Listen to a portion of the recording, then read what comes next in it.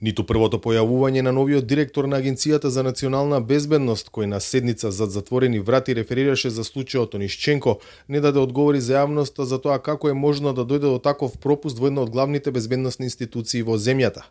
Зарко Милошевски даде само куса изјава, без да одговори на новинарските прашања за тоа како украинско-рускиот бизнисмен Олександар Онишченко, кој е на американската црна листа, добил зелено светло од АНБ врз основа на што му е доделено македонско државјанство.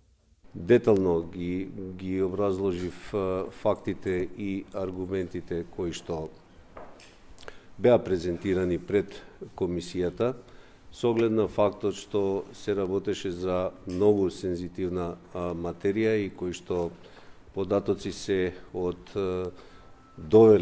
строго доверлив карактер, од највисок интерес. Не би можел да ви дадам повеќе детали околу самото мое реферирање во рамките на комисијата, а сите одговори на вашите прашања ќе ги даде претседателот на комисијата и пратениците кои што се дел од таа комисија. Ви благодарам на вниманието. Ниту претседателот на Собраниската комисија не изнесе детали од седницата, освен познатото дека имало сериозни пропусти во АНБ. Причина: реферирањето на Милошевски беше класифицирано како државна тајна. Со оглед на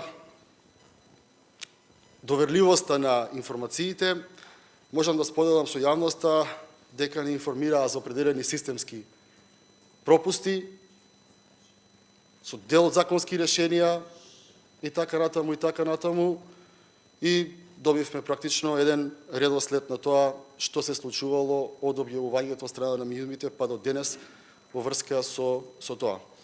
Директорот и претходниот на Агенцијата за национална безбедност и актуелниот директор го именува премиерот, односно владата, и тој на дневна основа одговара за својата работа пред премиерот и пред владата. Јас толку можам да соопштам во врска со седницата и затоа ви кажав дека владата исто така, која што ги именува директорите, си сноси определена одговорност за тоа што тие работеле во агенцијата. Најголемата опозицијска партија бара лична одговорност од претходниот директор на АНБ Виктор Димовски, за кој е во тек постапка за упатување за амбасадор во Париз. Фразата системски пропуст при доделувањето на државјанството на Онишченко носи со себе и објективна одговорност, а таа може во најголем дел да се лоцира кај претходниот директор на АНБ. Затоа ценам дека претседателот на владата и на државата треба заедно во консултација со министерот за надворешни работи сериозно да размислат за упатувањето на господинот Виктор Димовски за амбасадор во Париз.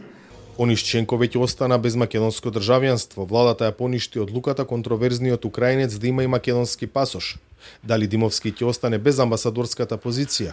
Во наредниот период на заеднички консултации ќе решаваат шефот на државата, премиерот и министерот за надворешни работи. За Гласот на Америка, од Скопје, Владимир Мирчевски.